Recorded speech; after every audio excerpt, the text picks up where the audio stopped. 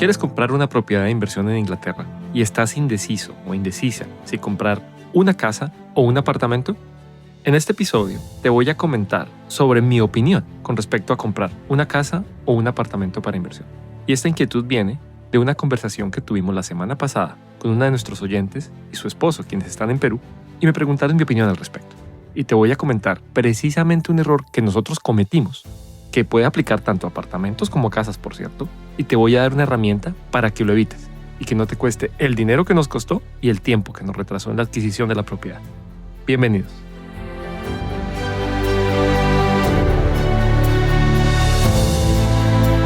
Bienes Raíces UK es el único programa en español que está enfocado exclusivamente en el mercado inmobiliario en Inglaterra. Aquí compartimos los secretos y las estrategias más rentables del mercado de propiedades inglés desde la perspectiva de un inversionista extranjero. Mi nombre es Leo Suárez. Comprar un apartamento, sin lugar a dudas, tiene ventajas cuando lo comparas con comprar una casa para invertir. Una de esas ventajas es la seguridad que tus inquilinos perciben.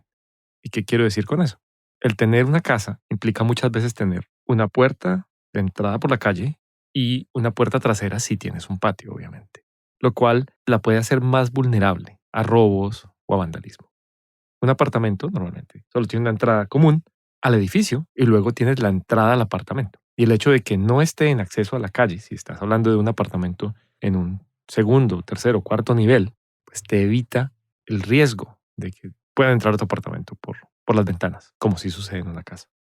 Otra de las ventajas de comprar un apartamento para invertir es que tú no vas a estar a cargo de administrar las zonas comunes, ni tus inquilinos, porque hay alguien que lo hace, como los jardines o los techos. Pero eso no quiere decir que tú no pagues por eso. En los apartamentos lo debes pagar. Y esa es una de las ventajas, ya te contaré cuando lleguemos a las desventajas.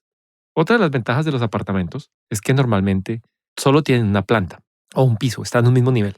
Consecuentemente, son más atractivos para personas que tengan problemas de movilidad, por ejemplo, que necesiten una silla de ruedas. Y sobre todo porque si son apartamentos que fueron construidos recientemente, cumplen con todos los estándares de accesibilidad que se requieren. Entonces, vamos a tener ascensores, vamos a tener puertas anchas, lo cual se hace más atractivo para una persona que tenga problemas de movilidad o que tenga parientes con problemas de movilidad que eventualmente vengan a visitarlos. Otra ventaja que puede tener un apartamento con relación a una casa es que en el edificio donde se encuentra el apartamento, tus inquilinos pueden tener acceso a instalaciones como gimnasios, una piscina de pronto, o a servicios como un conserje, los cuales ciertamente no va a tener una casa a no ser que la casa sea parte de un conjunto habitacional donde tengan acceso a este tipo de facilidades. Otra ventaja de los pisos o los apartamentos con relación a las casas es que si estamos hablando de una edificación relativamente nueva, son más eficientes desde el punto de vista energético. Consecuentemente, el costo de operación o los servicios públicos que se deben pagar son más baratos, porque se requiere menos energía para calentarla en el invierno.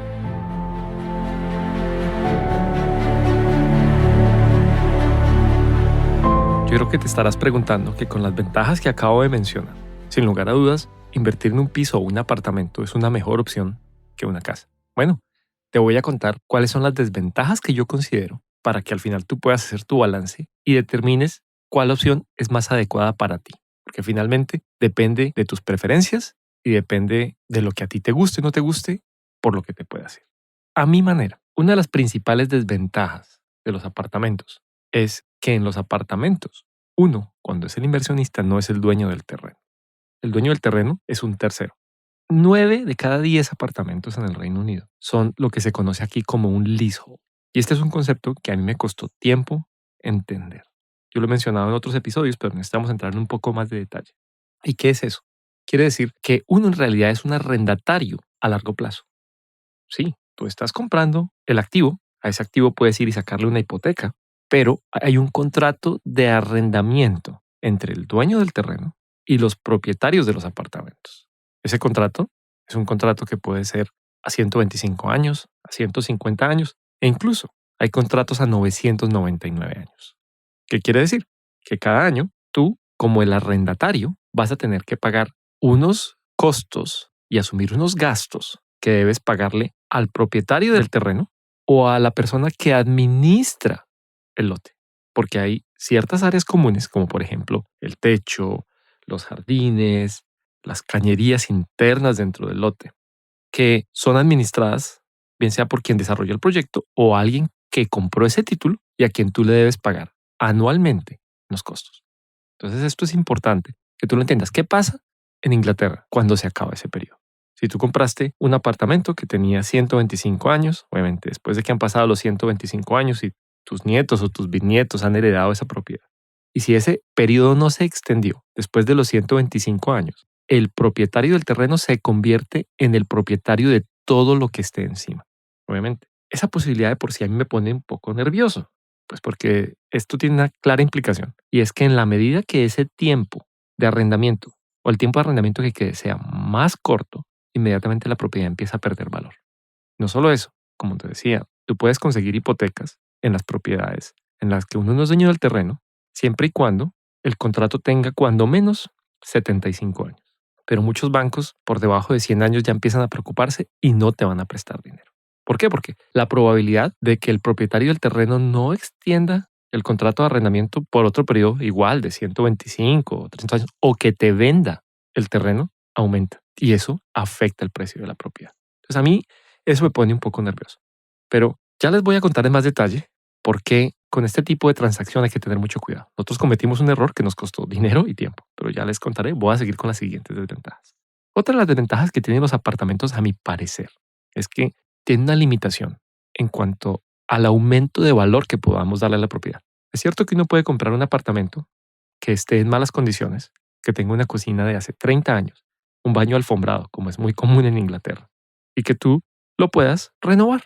Le puedas comprar una cocina moderna, le puedas comprar un baño con todo el equipamiento moderno, lo que lo va a hacer más atractivo para arrendarlo. Y obviamente le va a aumentar el valor cuando un evaluador venga a hacer el avalúo para una hipoteca, a encontrarse una cocina nueva, un baño nuevo, nuevas alfombras, pues le va a dar un mayor valor al activo. Y tú puedes crear un aumento de capital de la misma manera como se hace con las casas. Pero el problema de los apartamentos es que estamos restringidos al área interna. Yo no puedo, salvo contadas excepciones que ya las mencionaré, yo no puedo hacer una extensión en el patio y de pronto hacer una nueva habitación. O no puedo, a no ser que sea un apartamento, que sea el último del edificio, no puedo hacer una extensión en el ático para construir, por ejemplo, 2 habitaciones más con un nuevo baño. No puedo tan fácilmente cambiar la cocina de sitio y el baño de sitio, porque esto tiene implicaciones en las tuberías de desagües y en las tuberías de suministro de agua. En las casas lo puedes hacer siempre y cuando obviamente se cumplan las regulaciones de construcción, pero no hay que pedirle permiso a nadie más. Obviamente si haces una expansión en lo que se llama aquí como desarrollos permitidos, lo puedes hacer simplemente siempre y cuando cumpla las regulaciones de construcción y notifiques a la autoridad local, que es algo que nosotros hacemos. Pero hay mucha gente que lo hace sin notificar a la autoridad local y está bien por hacerlo. No podría ser una extensión del ático, en efecto, pero mi recomendación es no hacerlo así. Las leyes de planeación pueden cambiar en el futuro. Otras de las desventajas que tiene comprar un apartamento es que muchos apartamentos están ubicados en edificios antiguos. Consecuentemente, tienen escaleras de acceso que son a veces muy angostas, muy incómodas, lo cual hacen que cuando tus inquilinos van a verlo, se van a dar cuenta que hacer un trasteo en un tercer nivel con unas escaleras tan angostas va a ser muy difícil para subir muebles, para subir electrodomésticos. Otra de las desventajas es que muchos apartamentos no van a tener un área privada externa, como un patio. Bueno, aunque algunos lo tienen, algunos apartamentos que tienen acceso al patio, por ejemplo, en una edificación donde comparten 3 apartamentos. Pero no hay un sitio verde propio como si lo tienen algunas casas. No todas las casas lo tienen, obviamente. Y una de las ventajas más grandes que yo les encuentro a los apartamentos o a los pisos es el costo que debe asumir el inversionista o el propietario con relación al alquiler del suelo y a los gastos por servicio que ya te voy a contar en más detalle. Entonces te enumero esas desventajas de los apartamentos para que tú puedas hacer el análisis de cuál opción es más atractiva para mí.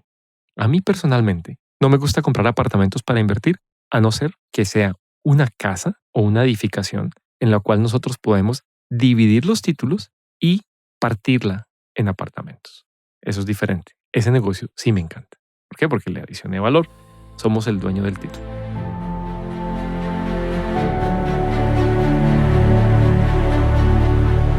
¿Quieres saber cuál fue el error que cometimos y cómo puedes evitarlo? Mira, nosotros, como siempre compramos casas, cometimos el error de creer todo lo que el agente inmobiliario que vendía la propiedad nos decía. Nosotros vimos una casa que nos gustó mucho. La casa decía claramente que era un freehold. ¿Qué quiere decir eso? Que quien compra la propiedad también es el dueño del terreno. Nosotros nos enamoramos de la casa, tenía un patio espectacular. Nos dimos cuenta que el techo era el techo original de la casa. Consecuentemente, va a requerir un reemplazo pronto. Y nosotros preferimos hacerlo inmediatamente cuando compramos las casas, porque muchas de las tejas originales de estas casas victorianas que a nosotros nos gustan tanto son todavía en estas lajas o esta piedra delgadita. Y esas lajitas están pegadas a los travesaños de madera con puntillas. Ese era el proceso constructivo normal. Pero esa puntillita ya tiene 100 años. Pero lo curioso es que la puntilla, con la humedad y con el paso del tiempo, se ha oxidado y o bien se quebró o en muchos casos se desapareció. Es increíble, no las encuentra uno. Entonces, inmediatamente cuando alguien se sube al techo a solucionar una gotera, además de que estas lajitas son muy frágiles, se desplazan fácilmente, como las puntillas que las tenían pegadas a la estructura de madera del techo no están. Y esto es una receta para desastre. Esto es una gotera garantizada todo el tiempo. Entonces, nosotros lo primero que hacemos es cambiamos la estructura de madera si es necesario y les colocamos un aislamiento térmico por debajo, de acuerdo a las nuevas leyes de construcción, que mejora las características térmicas de la propiedad. Consecuentemente, nuestros servicios públicos que nosotros pagamos, que nosotros arrendamos, incluyendo los servicios públicos, van a ser más bajos. Entonces es un ahorro para nosotros. Y pues me voy a evitar el dolor de cabeza a futuro de las goteras que se puedan dar y mantenimiento. Entonces, nosotros vimos esta casa y bueno, vamos a cambiar el techo, no es problema. Además, pensamos hacerle una extensión en el techo para crear 2 habitaciones nuevas y aumentar el número de habitaciones. Hicimos la oferta y nuestro abogado nos contactó a los 15 días y nos dice, pero tú te habías dado cuenta que esta casa es un leasehold. Yo le dije, no, no puede ser. Sí, efectivamente vimos el aviso de la inmobiliaria y en el aviso decía que es una propiedad en la que el propietario es dueño del terreno. Me dijo, no, quiero que lo revises. Y yo, no puede ser. ¿Será que cometimos ese error? Un error de principiantes, la verdad. Y así es. Nuestro abogado tenía toda la razón. Pues imagínate la incomodidad que tuve cuando tuve que llamar a la gente inmobiliaria y decirle, me da una pena contigo, pero tú cometiste un error cuando colocaste esta propiedad. ¿Por qué no nos informaste? La respuesta del agente inmobiliario fue muy clara. Dijo, creo que ustedes deben haberse dado cuenta que en la parte de abajo de nuestros avisos tenemos una cláusula en la que decimos que es responsabilidad del comprador y de los abogados del comprador cerciorarse de que toda la información que nosotros colocamos sea exacta y que sea completa. Entonces, pues teníamos 2 opciones. O nos salimos del negocio o solicitamos al vendedor que compre el terreno y que efectivamente la transacción sea como nosotros pensábamos que era, que estábamos comprando una casa en la que nosotros íbamos a ser los dueños del terreno. ¿Por qué? ¿Qué implicaciones tiene esto? Y una de las razones del agente inmobiliario que finalmente dijo, mira, pero es que esto es un freehold o esto es una propiedad en la que tú eres el dueño del terreno virtualmente, porque era un contrato de arrendamiento a 999 años que empezó en 1953. Entonces a la fecha quedan casi 930 años. Y alguien podría decir, sí, es cierto, 930 años, eso es casi que infinito. ¿Cuántas generaciones hay de aquí a 930 años? Pero esa no es la razón. Lo que pasa es que cuando tú no eres el dueño del terreno, hay que mirar muy bien las cláusulas de ese contrato de arrendamiento, porque en muchos casos el dueño del terreno también es responsable de las reparaciones del techo. Entonces nuestro plan de cambiar el techo inmediatamente no lo podíamos hacer porque vamos a tener que entrar en una negociación o en solicitar un permiso o un consentimiento al dueño del terreno para que nos permita cambiar el techo de nuestra propiedad. ¿Ves la ironía? Adicionalmente, si quiero hacer una extensión del patio como es nuestra intención, debo solicitarle el consentimiento al propietario. El propietario es una compañía que en esa casa, nosotros compramos la casa número 123, en esa calle hay como 140 casas y hay 3 o 4 de las cuales esta compañía, que es una compañía que vende agregados, se dedica a la extracción mineral, es la dueña. Y lo curioso es que el contrato de arrendamiento, una vez lo vimos, el contrato de arrendamiento del lote, implica que el propietario hoy debe pagar la suma de 27.50 libras anuales a esta compañía con lo que se conoce aquí como el service charge o un cargo por servicio. Y con ese cargo con servicio, ellos pues tienen una responsabilidad. Obviamente, si hay que cambiar el techo, uno tendría que entrar en negociación. Ellos deberían ser los responsables en cambiarlo y uno debería pagarles ese cambio, bien sea en los siguientes 2 o 3 o 5 años, lo que se acuerde. Pero la verdad no les interesa a ellos cambiar el techo, simplemente no lo van a hacer y nosotros nos quedaríamos con una casa con goteras a la que no podríamos hacer las extensiones. Entonces, por eso te cuento que nosotros inmediatamente dijimos, no, o ustedes reversan esta situación o nosotros nos salimos del negocio. Pues el vendedor fue a esta compañía y le dijo que quería ejercer su derecho de comprar el título. Pero obviamente antes de entrar en un proceso formal, lo mejor es negociar. Y nosotros dijimos, bueno, si son 27 libras con 50 al año, pues eso es en efecto un bono, una anualidad. ¿Cuál podría ser el valor presente? Yo dije, no puede ser de más de, y bueno, por los honorarios de abogados, por el tiempo, digamos, pueden ser 1.000 libras. Bueno, pues esta compañía pidió 10.000 libras para que se hiciera la transacción. Inmediatamente el vendedor nos contactó y nos dijo, miren, me da mucha pena, pero yo no lo puedo hacer, me cuesta 10.000 libras hacerlo. ¿Ustedes estarán dispuestos a pagarlo? Y no. Nuestra oferta era con base en una casa en la que nosotros íbamos a ser los dueños del terreno. Consecuentemente, para nosotros, nuestra oferta debe reducirse en 10.000 libras, pero nosotros la compramos sujeto a que esa transacción se dé, porque no quiero comprar un problema. Entonces empezó el tira y afloje con los abogados nuestros, los abogados de ellos, los abogados del dueño del terreno. Y finalmente la transacción por el terreno, que se pagaban 27.50 libras, valió 7.500 libras, y de la cual el vendedor nos dijo, bueno, colabórenme con algo. Nosotros finalmente decidimos aportar 2.500 libras y ellos asumieron 5.000. Pero este proceso nos tomó casi 4 meses. 4 meses en los que nosotros fácilmente habíamos podido haber hecho la obra de la casa, ya tendríamos un activo que estaba rentando y fácilmente lo tendríamos hoy hipotecado y la gran mayoría de nuestro dinero estaría nuevamente en nuestro bolsillo para ir a comprar la siguiente propiedad. Entonces, por eso quería compartirte ese error.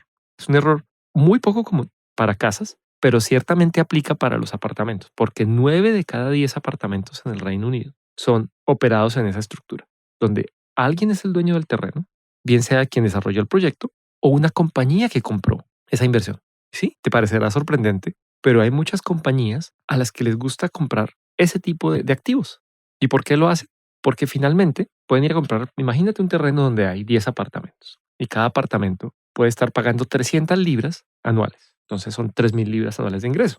Alguien podría decir, "Oh, eso es como tener un activo y es garantizado porque la gente normalmente lo paga porque si no, pues se meten en problemas. Y si es la casa de ellos, normalmente la gente paga ese servicio, aunque hay casos de que no lo hagan. Pero digamos que la probabilidad de que no paguen es muy baja. Entonces uno diría, son 3.000 libras de ingreso. Y si imagínate que uno pudiera tener una inversión que le da el 3%, entonces uno podría pensar que ese título o ser el propietario puede costar 100.000 libras, porque al año tengo un ingreso de 3.000 libras, o sea, el 3%. O bueno, si alguien quiere un ingreso del 6%, puede valer 50.000 libras, pero ciertamente cuesta dinero. Entonces muchos desarrolladores de proyectos hacen exactamente eso. Construyen un edificio o le cambian el uso a un edificio y venden los 10 apartamentos del ejemplo que te estaba mencionando y luego venden ese título a un tercero que está interesadísimo y su modelo de negocio es solo comprar terrenos donde hay apartamentos. ¿Y por qué lo compran ellos? Porque saben que tienen garantizado ese ingreso de 3.000 libras y adicionalmente porque cuando haya que hacerle un reemplazo al techo del edificio, simplemente tiene una reunión con los propietarios y les solicita algo muy importante y es algo que debes tener en cuenta cuando compras apartamentos. Les solicita un gasto adicional, lo que se llama aquí como un costo hundido o un costo perdido. Dice, bueno, vamos a hacer una apropiación porque en 5 años vamos a cambiar el techo y el techo nos va a valer 50.000 libras. Hay 10 apartamentos, son 5.000 libras por apartamento. Necesito que cada apartamento coloque 1.000 libras anuales. Puede ser de ese caso, imagínate. ¿Cómo impacta eso tu rentabilidad? Pero ¿qué pasa si tú en el año 3 decides vender ese activo porque te vas a comprar otro? No puedes decirle a la compañía que administra el terreno, me devuelves por favor las 3.000 libras que he pagado, porque es un costo hundido. No tienes derecho a que te lo devuelvan. Entonces esto impacta los números de una manera muy importante.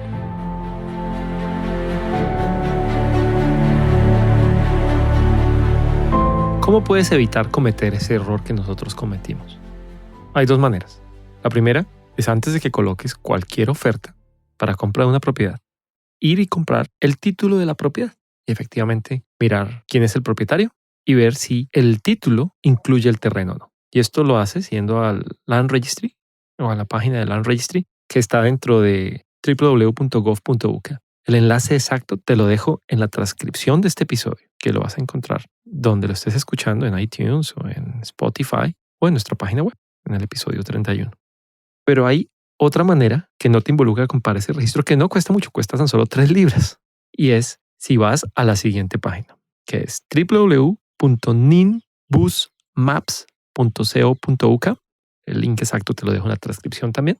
Y esta es una aplicación que es un servicio que cuesta mensualmente, pero la versión gratis que te puedes registrar te permite ver cualquier propiedad del Reino Unido y encontrar datos interesantísimos, como si el título del terreno está asociado a la propiedad, lo que se conoce como un freehold, o si es un alquiler de largo plazo, un leasehold, y muchas otras cosas, incluso en las que el dueño es una compañía. Te permite conocer el nombre de esa compañía. Y luego puedes ir a la base de datos donde están registradas todas las compañías en el Reino Unido, que se llama Companies House Pizza. También te dejo el link en la parte de abajo, en la transcripción, donde puedes averiguar incluso quiénes son los propietarios, por si quieres mandarles una carta. Entonces, esta aplicación es muy buena. Siempre la utilizamos para otras cosas. Y la verdad, como era una casa, en este caso no se nos ocurrió, pues porque las casas en el 99.9% de los casos son freeholds. Pero nosotros dimos con la excepción de la regla. Así que espero que con esta herramienta evites cometer ese error y además que mires esta aplicación. La verdad, la página de Nimbus Maps es muy, muy interesante. Seguro que le vas a encontrar mucho provecho.